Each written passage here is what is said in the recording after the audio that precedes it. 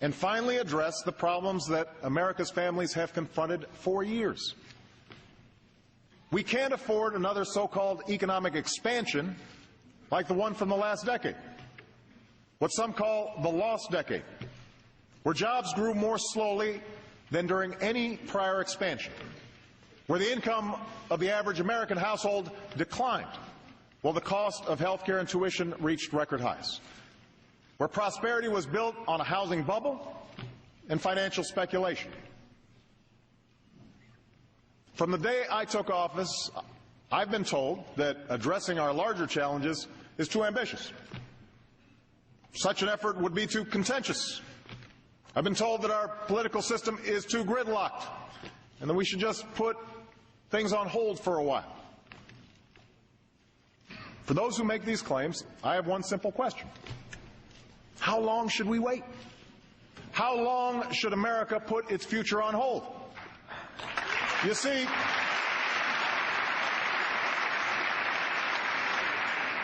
see, Washington has been telling us to wait for decades, even as the problems have grown worse. Meanwhile, China's not waiting to revamp its economy. Germany's not waiting. India's not waiting. These nations they're not standing still. These nations aren't playing for second place. They're putting more emphasis on math and science. They're rebuilding their infrastructure. They're making serious investments in clean energy because they want those jobs. Well, I do not accept second place for the United States of America.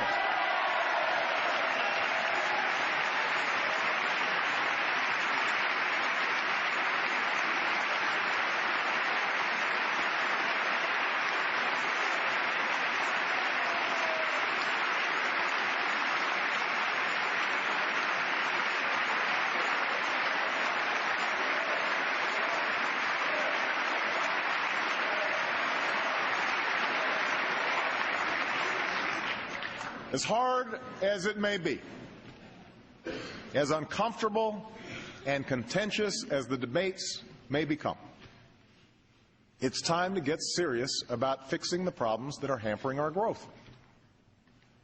Now, one place to start is serious financial reform. Look, I am not interested in punishing banks. I'm interested in protecting our economy. A strong, healthy financial market makes it possible for businesses to access credit and create new jobs. It channels the savings of families into investments that raise incomes. But that can only happen if we guard against the same recklessness that nearly brought down our entire economy. We need to make sure consumers and middle-class families have the information they need to make financial decisions. We can't allow financial institutions, including those that take your deposits, to take risks that threaten the whole economy. Now, the House has already passed financial reform with many of these changes. And the lobbyists are trying to kill it. Well, we cannot let them win this fight. And if the bill that ends up on my desk does not meet the test of real reform, I will send it back until we get it right. We've got to get it right.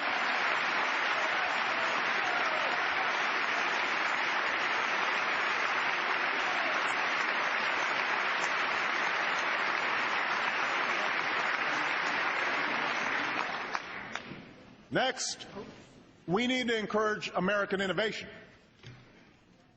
Last year, we made the largest investment in basic research funding in history. An investment that could lead to the world's cheapest solar cells, or treatment that kills cancer cells but leaves healthy ones untouched. And no area is more ripe for such innovation than energy. You can see the results of last year's investments in clean energy. In the North Carolina company that will create 1,200 jobs nationwide helping to make advanced batteries, or in the California business that will put 1,000 people to work making solar panels. But to create more of these clean energy jobs, we need more production, more efficiency, more incentives. And that means building a new generation of safe, clean nuclear power plants in this country.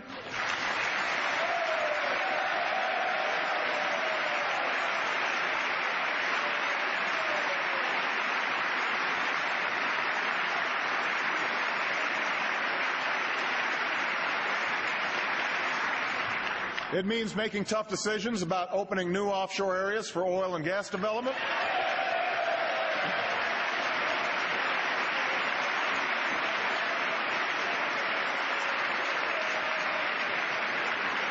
It means continued investment in advanced biofuels and clean coal technologies.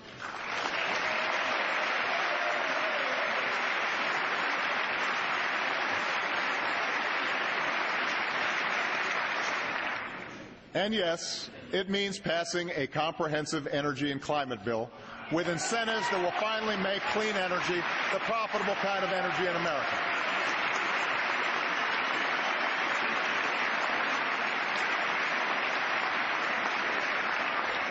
I'm grateful to the House for passing such a bill last year. And this year I'm eager to help advance the bipartisan effort in the Senate.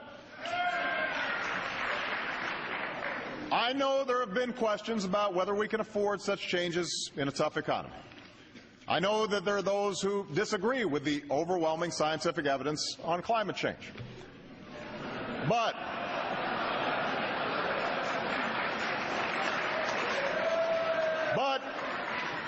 here's the thing. Even if you doubt the evidence, providing incentives for energy efficiency and clean energy are the right thing to do for our future, because the nation that leads the clean energy economy will be the nation that leads the global economy, and America must be that nation.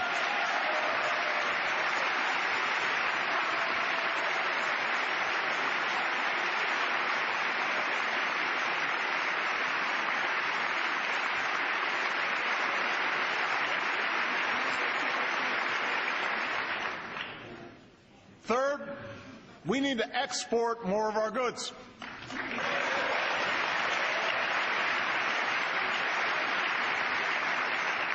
Because the more products we make and sell to other countries, the more jobs we support right here in America. So tonight we set a new goal. We will double our exports over the next 5 years, an increase that will support 2 million jobs in America.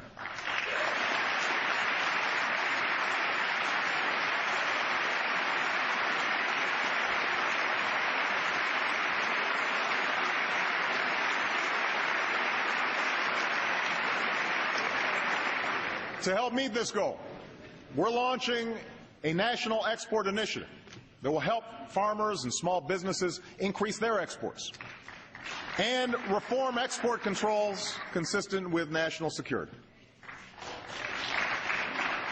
We have to seek new markets aggressively, just as our competitors are. If America sits on the sidelines while other nations sign trade deals, we will lose the chance to create jobs on our shores.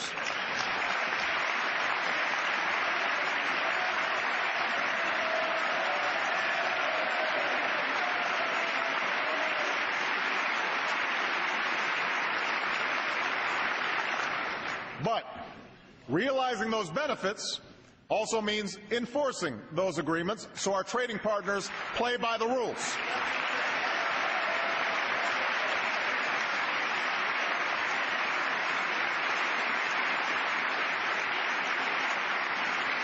And that's why we'll continue to shape a Doha trade agreement that opens global markets, and why we will strengthen our trade relations in Asia and with key partners like South Korea and Panama and Colombia.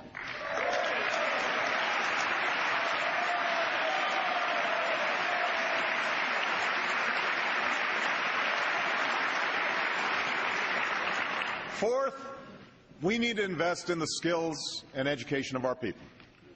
Now, this year